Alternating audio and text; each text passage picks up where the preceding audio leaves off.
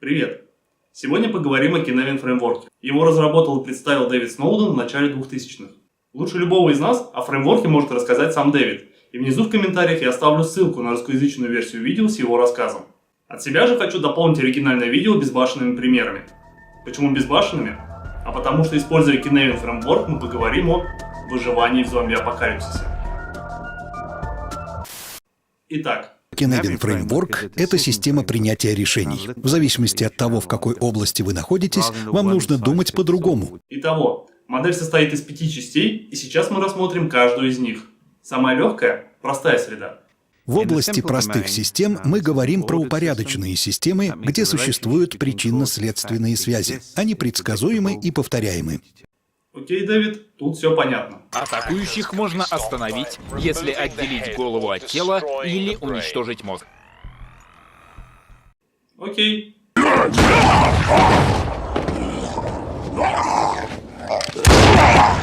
Здесь модель заключается в применении того, что называется лучшими практиками. Простая система тем и хороша. Когда лучшие практики известны, их использование всегда приводит к ожидаемым результатам.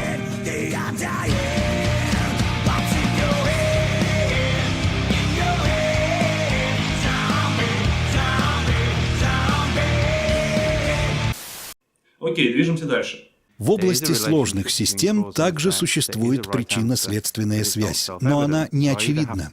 Задача усложнилась. Теперь недостаточно просто валить всех встречных из дробовика. Решение проблемы в лоб уже не работает. Возможно, масштаб действия совершенно другой, и непонятно, что закончится раньше – патроны или солдаты. Окей, берем время на подумать. Скорее всего, решений будет несколько, и все они будут примерно одинаково хорошими. Идеального решения, как в первом случае, уже ждать не приходится. При этом Сноуден дает рекомендации о том, как следует поступить. Обратиться к эксперту, который поможет мне принять правильное решение. Говорят, вы были лучшим экспертом, работая в ООН, мистер Лейн. Прошу вас войти в команду. Ну а дальше? Определяем, анализируем, отвечаем. Самое трудное – научиться в крошках видеть улики. И то, что кажется тебе порой наиболее жестоким аспектом в вирусе, оказывается брешью в его броне. Анализ ситуации помогает найти одно из возможных решений. Самая страшная зараза. Это не лечение. Это уловка. Камуфляж.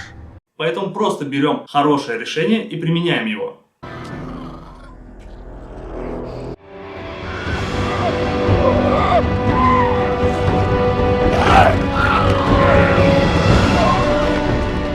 Он мимо прошел. Будто его нет. Он просто прошел мимо. Найденное решение не является идеальным. И обратись мы к другому эксперту, он вполне возможно решил бы проблему по-другому. Но главное, решение найдено и оно работает.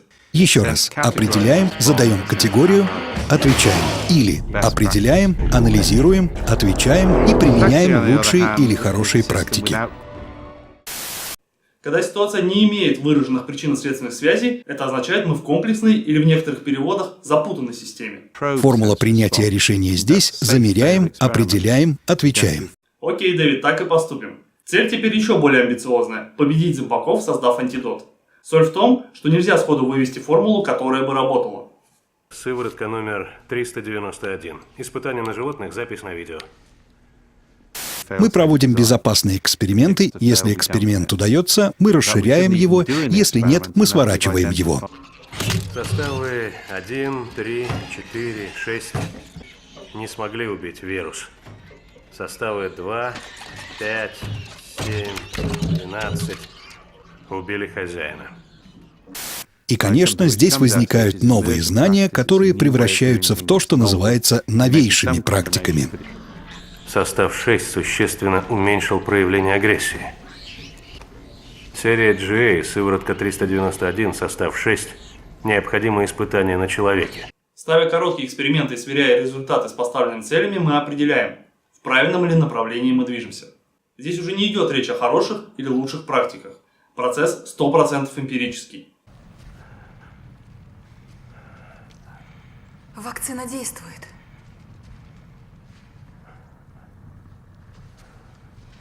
Невил.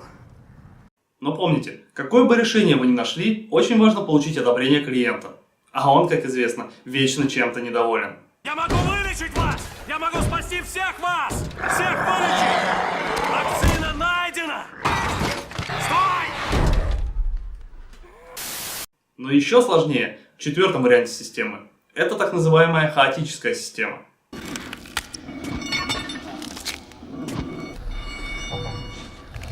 Нахождение в хаотической системе означает отсутствие причинно-следственных связей.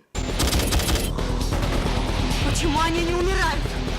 Да потому что все, старый добрый совет Отделить голову от тела или уничтожить мозг. уже не работает. Или работает. В общем, если и работает, то это скорее случайность, чем закономерность. Если не работает, нужно срочно искать новое решение. Формула принятия решений здесь: действуй, определяй, отвечай. В этой системе ключевым элементом будет само действие. Нам нужно очень быстро стабилизироваться. Мы должны действовать быстро. Просто потому, что теперь не существует ни хороших, ни плохих практик. Постоянно приходится натыкаться на то, с чем раньше мы дела не имели.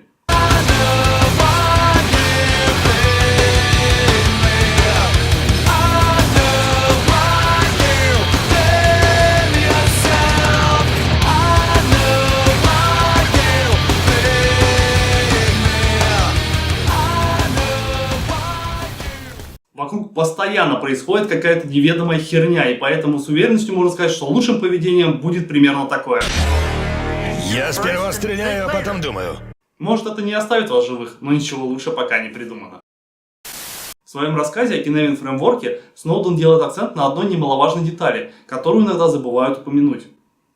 Как только вы поверили в то, что все просто и упорядочено, Хочешь пулю в лоб? вы фактически перемещаетесь в зону самоуверенности на границе простой и хаотичной областей. Это еще что такое? Я тебя все равно достану! И сваливаетесь в кризис. Вот черт! Примерно так выглядит расплата за беспечность и неверное поведение. Итак, использование Kinevin фреймворка помогает ориентироваться в системах, отличающихся уровнем неопределенности. В свою очередь, понимание того, где вы сейчас находитесь, помогает выбрать правильную модель поведения. Но пришло время рассказать о пятой части фреймворка. Центральная область, беспорядок, является ключевой и означает незнание того, в какой области вы находитесь. А находимся мы большую часть времени как раз в ней. Что поделать, такова жизнь. Поэтому неважно, в какой бы системе вы ни находились, используйте правила Талахаси. Только не звени яйцами. Увидимся.